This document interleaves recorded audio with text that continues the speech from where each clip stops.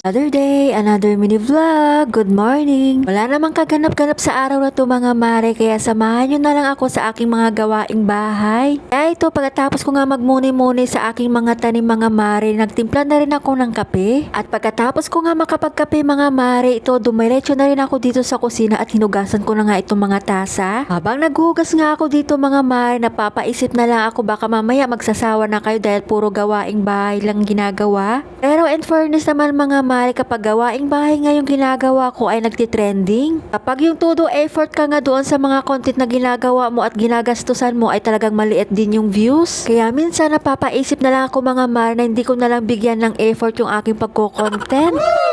Pero joke lang yun mga mare, syempre todo effort pa rin tayo dahil sa pagkuha pa lang ng ating mga vlog ay talagang nakakapagod na. Paglipat-lipat pa lang ng cellphone or camera natin mga mare ay talagang doon na yung effort natin. At isa pa sa mga effort na ginagawa natin mga mare yung pag-e-edit, yung pagputol-putol ng mga mali. Tapos ito pa nga sasabayan mo pa ng voice over itong ginagawa mo. Kaya ito mga mare, mag-aadobo lang pala ako ng manok at nilagyan ko na naman ulit ng saging na saba. Gusto ko kasi kapag nag-adobo ako mga mare, merong saging na saba para manlamis-namis. So, diba, meron pang nakaharang na fake plants dyan mga mare, pero sa totoo lang ay sinasadya ko talaga yan. Para kunwari maganda yung anggulo kapag kakuha ng ating mga vlog.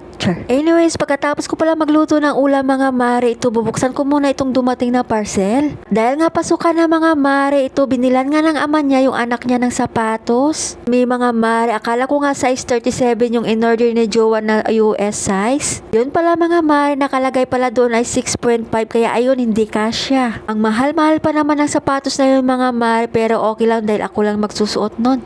Anyways, ito na pala yung aking tanghalian mga mare, o diba kalating ka-price lang yan dahil nga meron akong kamote. Meron pala akong air fryer dyan na chicken mga mare, tapos dinagdagan ko na lang din ng adobo. Siya, kain muna tayo mga mare. Pagkatapos ko nga manangalian dyan mga mare ay nagpahinga lang ako ng konti at pumunta nga ako sa aking mga halaman. Pagkatapos nga nun mga mare, ito nagkape na rin pala ako at nagmuni-muni ako sa labas. Nasabihan ko na ngayon junakas ko dyan mga mare na maligo na dahil nga aalis kami. Bibili lang naman kami na puti na t-shirt mga mare para nga sa kanyang school. Meron naman siyang polo dito na uniform mga mare, pero isang piraso lang dahil nga minsan mainit. Kaya pinapasuot ko na lang sa kanya mga mare ay puting t-shirt. Napatingala pa nga ako dyan sa kalangitan mga mare dahil nga umaambon. Pero hindi naman masyadong makulimlim mga mare, kaya ito umalis na nga kami ng bahay. Pagkatapos ko nga bumili ng uniform mga mare, ito dumaan lang kami ng Pure Gold at bumili lang kami ng kailangan. Kaya hanggang dito na muna yung aking mini vlog mga mare at salamat sa pagsama. Yan lang. Bye. God bless.